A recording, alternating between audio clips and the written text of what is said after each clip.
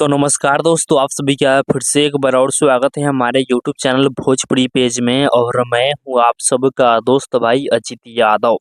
दोस्तों देखिए, आप लोग खेसारी लाल यादव जी का छठ गीत को लेकर काफ़ी ज़्यादा इंतजार कर रहे थे कि आखिर खेसारी लाल यादव जी का छठ गीत कब तक आएगा।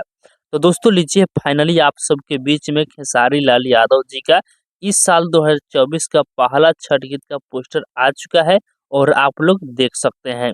गाने का नाम है बिहारी पिया, जो कि इस गाने को विशाल भारती जी लिखे हुए हैं और इस गाने को खेसारी लाल यादव जी गाए हुए हैं।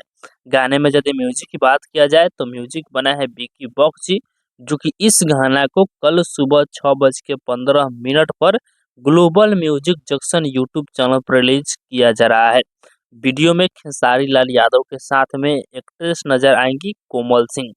तो आप लोग कल सुबह तैयार रहिएगा 6:15 पर global music junction YouTube channel पे इस गाने को सुनने के लिए।